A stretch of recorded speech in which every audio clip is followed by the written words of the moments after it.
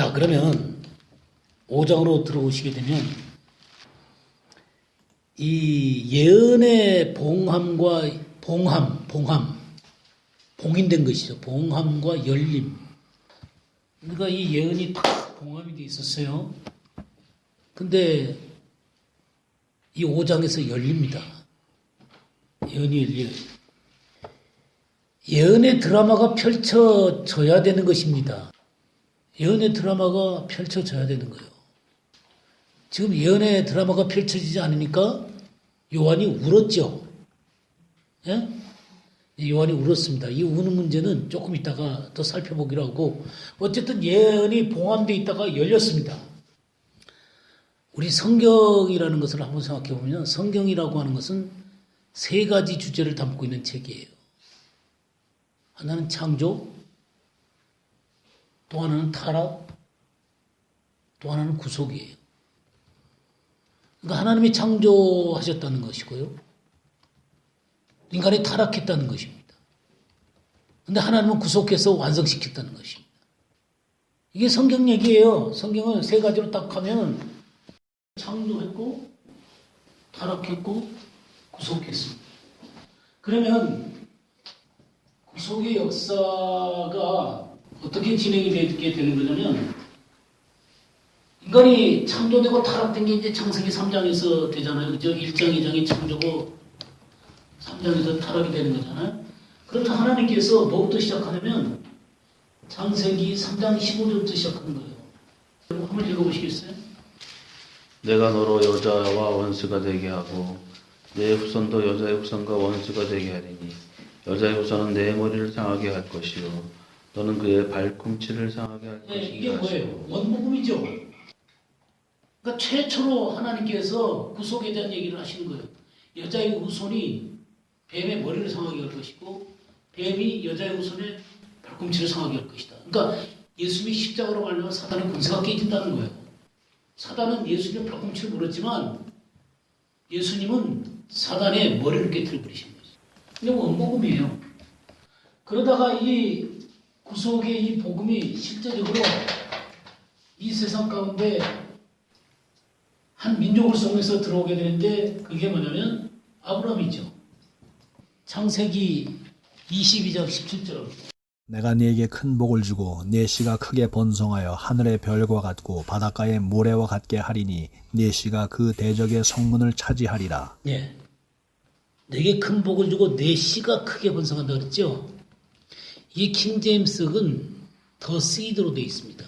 그러니까 그 씨 누구를 얘기하는 거예요? 예수 그리스도를 얘기하는 것이죠. 예수 그리스도를 얘기하는데 이 NIV 같은 데는 디센던츠 그랬어요. 디센던츠 후손들. 그러니까 이거 내용을 흐려놨어요. 이건 단수 시드가 맞습니다. 하늘의 별과 같고 바닷가의 모래와 같이 같게 하리니 내 씨가 그 대적의 성문을 얻으리라. 그 예수 그리스도가 그 대적의 성문을 얻는다는 것이죠. 근데 이 두 개 다 이 디센던츠로 되어 있어요. NIV는 그렇게 되어 있어요.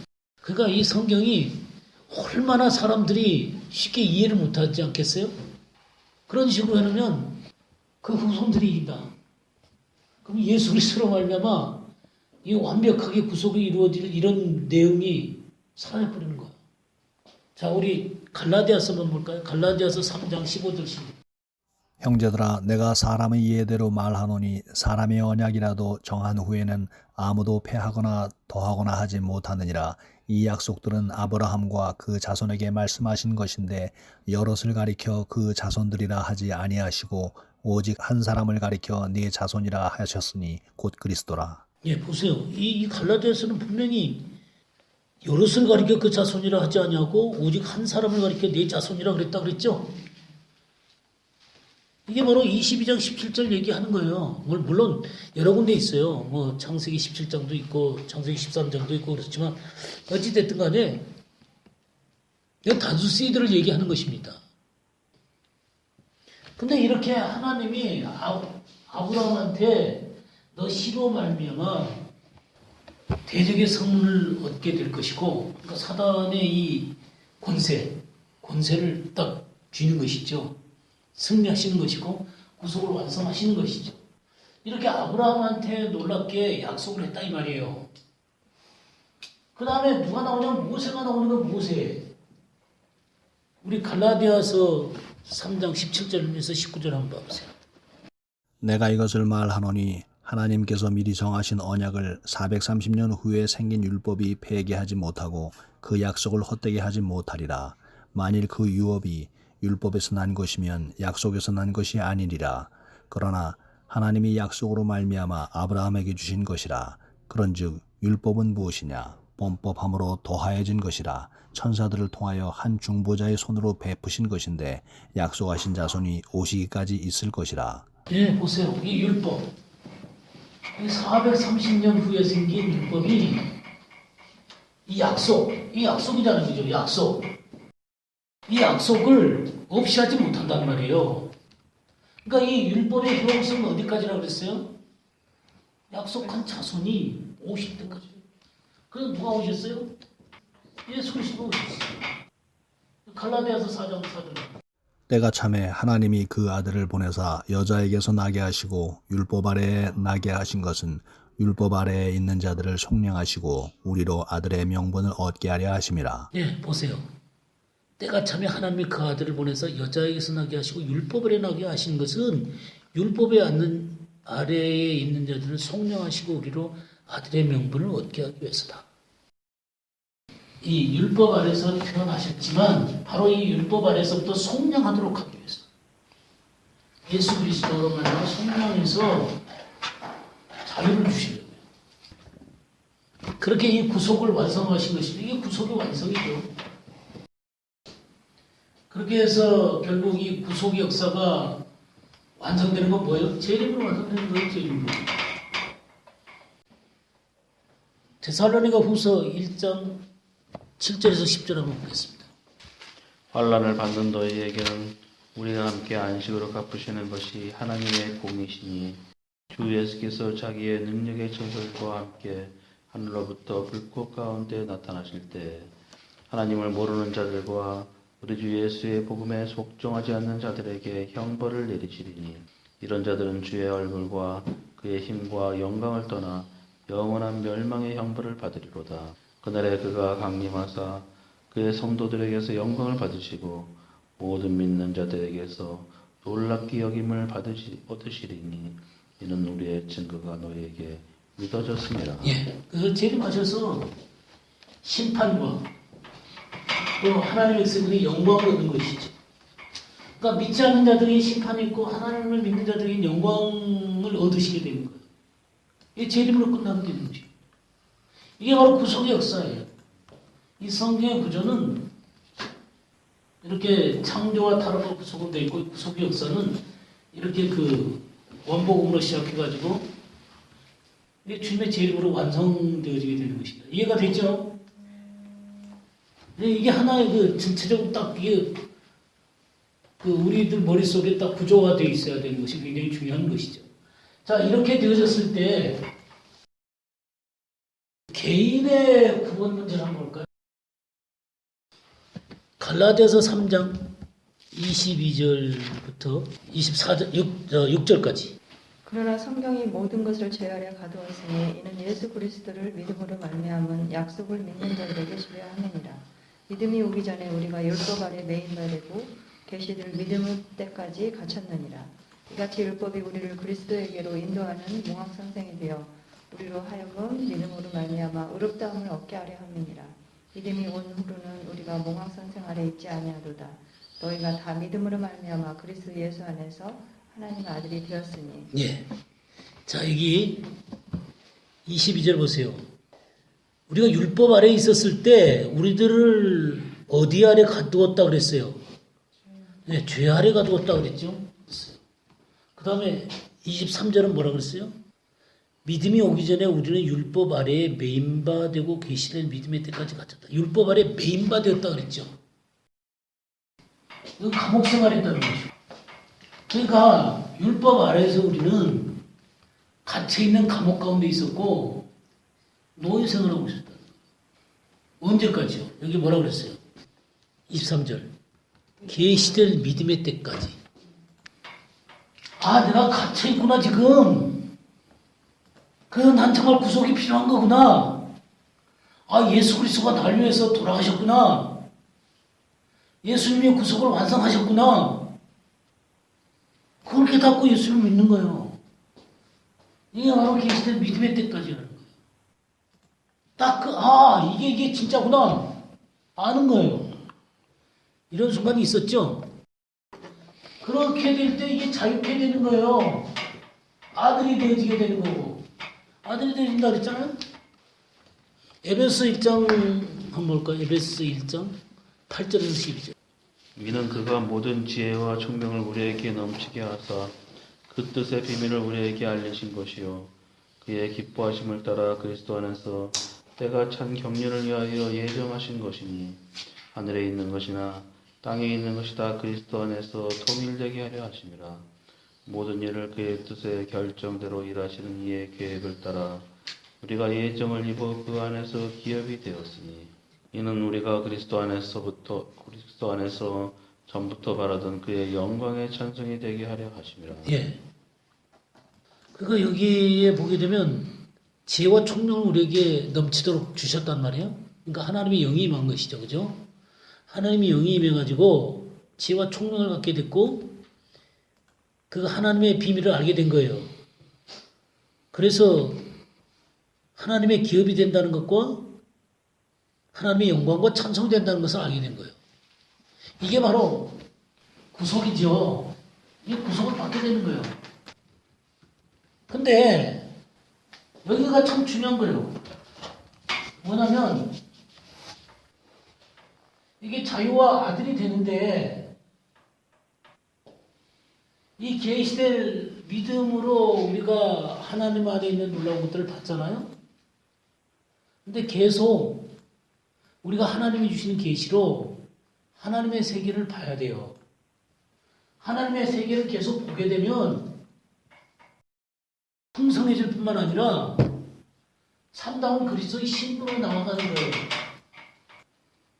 근데 이 계시가 계속 자기에게 주어지지 않게 되어지게 되면 그 어둠 가운데로 들어가게 되는 거예요. 자꾸만 삶이 어둠 가운데로 가게 되는 거예요. 음녀가 되는 겁니다. 음녀. 그러니까 지혜로운 처녀가 될 수 있고 미련한 처녀가 될 수 있다는 거예요. 자 보세요. 우리가 주님을 알게 되고 주님의 놀라운 사랑을 알게 되고 주님의 계시가 와서 자유를 알게 되고 하나님의 아들이 됐지만 계속 주님의 이 계시의 말씀이 주어지지 않게 되어지게 되면 뭘로 살게 되어 있냐면 혼으로 살게 되어 있어요. 혼으로 산단 말이에요. 혼으로 산다는 게 뭐예요? 이 세상 방식으로 산다는 거예요. 내가 배운 이 세상의 교훈대로 사는 거예요. 이 세상 사람들이 그냥 말하는 책, 미디어, 그냥 방식들, 그런 걸로 사는 거예요. 그런 교육으로 사는 거예요. 그러면 나도 모르게요. 나는 둔해지는 거예요. 이 계시가 자꾸 닫히는 거예요. 계시가 닫히게 되어지고 이 하나님의 영으로 말미암아 지혜와 계시 영이 계속 부어져서 하나님을 알아가야 되는데 하나님의 영으로 말미암아 제 계시 영은 안 오고 세상 것들만 자꾸 들어오게 되고 내 혼적인 사고로만 자꾸 살아가게 되니까 어떻게 돼요? 무슨 방식으로 살겠어요? 육신적인 방법으로 사는 것이죠. 자기 철학으로 사는 거예요. 자기 의로 사는 거라고. 그러면 이 영이라고 하는 게 점점 밝아져 가야 되고 점점 하나님의 세계가 보여져야 되고 하나님의 말씀의 세계가 열려져야 되고 하나님을 알아가야 되는 거잖아요. 그게 아니면 내 이 영이 점점 닫히는 거예요. 혼적인 사고로 점점 닫히는 거예요. 그러니까 그런 사이에 자기도 모르는 사이에 자꾸만 결정이나 방식이 뭐가 나오겠어요? 세상 사람들의 방식이 나오는 거예요.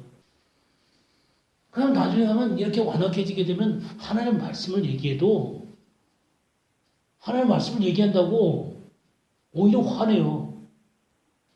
왜냐면 자기 방식이 하나님 말씀과 걸리잖아요. 그렇게 해서 점점 무슨 사람이 돼요? 화석화되어지는 사람이에요. 흑려가 된다고요. 그러나 영적으로 밝아져가는 사람들은 점점 하나님의 말씀이 무엇인지가 명쾌해져가고 영이 밝아지게 되는 것이죠. 자, 우리 한번 찾아볼까요? 에베소 1장 17절 19절 한번 봅시다.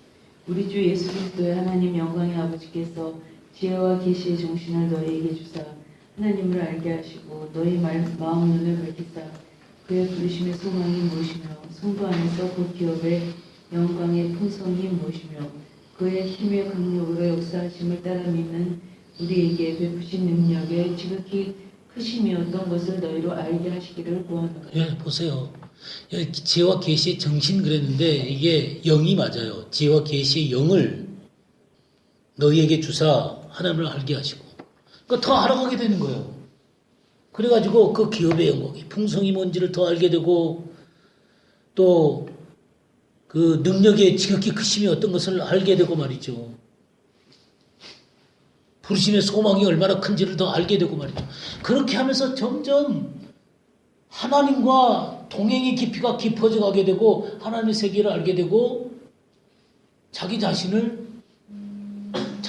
것들을 부인하게 되고 무너뜨리게 되고 그러면서 점점 하나님의 말씀이 나를 지배하게 되는 거예요. 그러면서 점점 빛나는 그리스도의 신부로서 나아가게 되는 거예요. 자, 그러니까 주님이 요한복음 8장 31절 32절을 볼까요? 그러므로 예수께서 자기를 믿는 유대인들에게 이르시되 너희가 내 말에 거하면 참으로 내 제자가 되고 진리를 알지니 진리가 너희를 자유롭게 하리라. 예. 그러니까 예수님을 믿은 사람들, 여기 믿어갖고, 주님을 믿으니까 우리가 진짜 자유가 되고, 하나님의 자녀가 되는구나, 뭐 이런 걸 알게 되는 것이죠. 그런 사람들이 뭐냐면, 내 말에 거하면 참 내 제자가 된다 그랬어요. 그러나 진정한 제자로서 성장을 해야 된다, 그 말이죠. 그 점점 자유가 더 깊어져 가야죠. 지금 우리가 점점 더 풍성한 그리스도의 신부들이 되기를 바란다 그 말이에요. 그냥 놔둔다고 되는 게 아니에요. 자, 우리 조금 더 볼까요, 그러면? 고린도 후서 3장 15절에서 18절 보겠어요. 오늘까지 모세의 글을 읽을 때에 수건이 그 마음을 덮었도다. 그러나 언제든지 주께로 돌아가면 그 수건이 벗겨지리라. 주는 영이시니 주의 영이 계신 곳에는 자유가 있느니라. 우리가 다 수건을 벗은 얼굴로 거울을 보는 것 같이 주의 영광을 보매 그와 같은 형상으로 변화하여 영광에서 영광에 이르니 곧 주의 영으로 말미암음이니라. 예, 그러니까 구약을 읽을 때 수건을 써갖고 그 영광을 가리려고 자꾸 그러는데 사람들은 자기 방식으로 이 영광을 수건으로 가려갖고 사라지는 것을 자꾸 막으려고 그래요. 그러니까 주님이 주시는 영광이 아니면 영광으로 나아갈 수가 없는 거거든요. 이 수건을 벗은 얼굴로 주님의 영광을 봐야 되거든요. 여기 뭐라 그랬어요? 수건을 벗은 얼굴로 거울을 보는 것 같이 주의 영광을 보며.